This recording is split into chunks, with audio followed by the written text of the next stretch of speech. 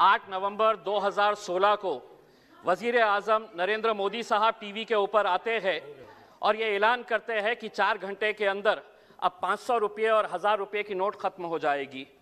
ये इसलिए फैसला नहीं लिया जाता है कि वो अपनी अहमियत जताना चाहते थे या मजाक के तौर के ऊपर ये फैसला लिया गया। उन्होंने उसका रीज़न दिया कि हम ये इसलिए कर रहे हैं कि हमें 3 बातों का हल चाहिए। एक तो ये है कि इसके ज़रिए हम ब्लैक मनी हासिल करेंगे, दूसरा ये है कि आज जो मार्केट के अंदर जो काउंटरफीट नोट्स है, जो नकली नोट्स बाजारों में है, उसके ऊपर हम कंट्रोल करेंगे, और तीसरा ये है कि हम डिजिटल पेमेंट को बढ़ावा देंगे।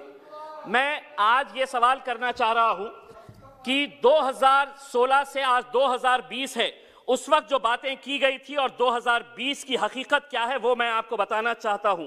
ब्लैक मनी के बारे में उस वक्त बताया गया था कि 3 से 4 लाख करोड़ रुपया ब्लैक मनी का निकाला जाएगा, तो निकला कितना? 1.3 लाख करोड़ रुपीस निकला।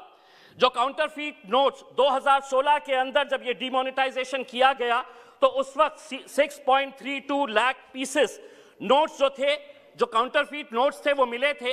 2020 के मैं आपको आंकड़े बताता हूं कि नकली नोटों का चलन आज भी कितना है, तो 18.87 लाख पीसेस आज भी नकली नोटों के आरबीआई और अलग अलग बैंक्स के अंदर। यानी कि इसका मतलब यह हुआ कि ना तो ब्लैक मनी हासिल हुई और ना जो नकली नोट थे उसके ऊपर आप काबू पाए।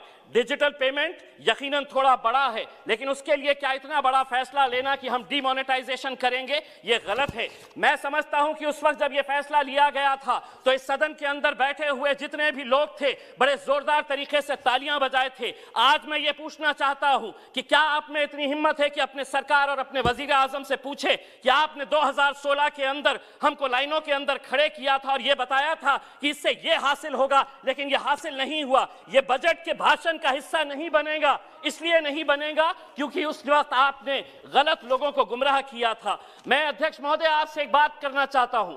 मैं ये सवाल भारतीय जनता पार्टी से नहीं करना चाहता हूं क्योंकि माइनॉरिटीज का इनसे कोई लेना देना नहीं है, लेकिन the so called secular parties जिनके बीच में मैं यहां पर बैठा हूं, माइनॉरिटी के बजट के अंदर 1024 करोड़ रुपए की कटौती की गई है।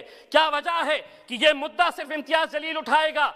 वो लोग जो मुसलमानों के नाम के ऊपर वोट मांगने का काम करते हैं, कितने लोगों ने इस मुद्दे को उठाया है, हम ये सवाल करना चाहते हैं। 1024 करोड़ रुपए की कटौती माइनॉरिटी बजट के अंदर कर दी गई है। Maulana Azad national fellowship, free coaching, interest subsidy on education loans, ऐसे कुल मिलाकर 110 करोड़ रुपए की कटौती की गई है। अध्यक्ष महोदय, मैं minority affairs minister Mukhtar Abbas Naqvi साहब से एक सवाल करना चाहता हूं। इसी सदन के अंदर मेरे पार्टी के अध्यक्ष असदुद्दीन अवैसी साहब ने कहा था कि मुसलमानों को हज की सब्सिडी नहीं चाहिए, यह हमारा मजहबी फरीजा है, हम अपने जेब से यह खर्चा करेंगे। लेकिन उस पैसे से आप मुसलमानों को पढ़ने के लिए स्कूल्स, कॉलेजेस, हॉस्टल्स खोलिए। मैं एक सवाल करना चाहता हूं, हज की सब्सिडी आपने बंद कर दिए है, कितने स्कूल्स, कितने कॉलेजेस और कितने हॉस्टल्स खोले गए हैं? इसका जवाब आपको देना पड़ेगा। दूसरी बात यह है कि हम ये कहते हैं, वित्त मंत्री जी, कि हम ये कहते हैं, बड़ा गर्व कहते हैं कि हमारा देश कितना आगे जा रहा है। पेट्रोल और डीजल के मामले में हम किसके साथ मुकाबला कर रहे हैं? हमारे से आगे कौन कौन देश है साउथ ईस्ट एशिया के अंदर, जिसमें नेपाल है, भूटान है, जिसमें मलेशिया है और जिसमें पाकिस्तान है। ये सभी देशों के अंदर पेट्रोल और डीजल की कीमत क्या है आप अच्छी तरह से जानते हैं। और हम ये कहेंगे कि नहीं, पेट्रोल और डीजल हम बजट के अंदर इसका जिक्र नहीं करेंगे, लेकिन धीरे धीरे 1-1, 2-2 रुपये बढ़ाते रहिएगा। आपका समय समाप्त हुआ है। अध्यक्ष महोदय, दूसरी बात यह है कि आपने ये ऐलान किया है कि 100 सैनिक स्कूल्स बनाएंगे। हम ये आपसे अनुरोध करेंगे कि औरंगाबाद में भी एक सैनिक स्कूल बनाया जाए करके।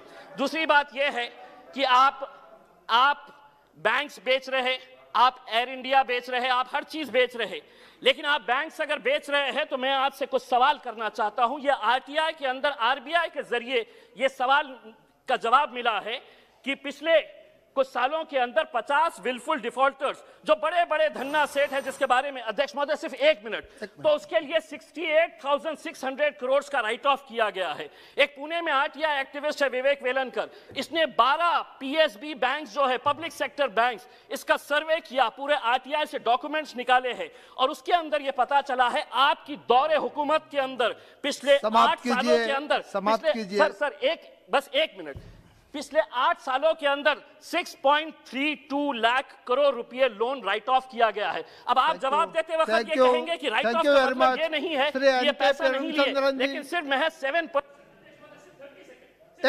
तो कंक्लूड 1 मिनट में, हाफ ए मिनट में कंक्लूड कीजिए महोदय। तो ये जो पैसा लोग लेकर जा रहे हैं, कौन लोग हैं जो आज दुबई में बैठकर, लंदन में बैठकर ऐश कर रहे हैं, इनके बारे में मैं सिर्फ इतना ही कहना चाहूंगा, ये जो अमीर शहर है बड़े शौक से गरीबों का हक खा जाते हैं, क्या ये रात को अपने बिस्तर पर? धन्यवाद, धन्यवाद श्री एन के प्रेमचंद्रन जी।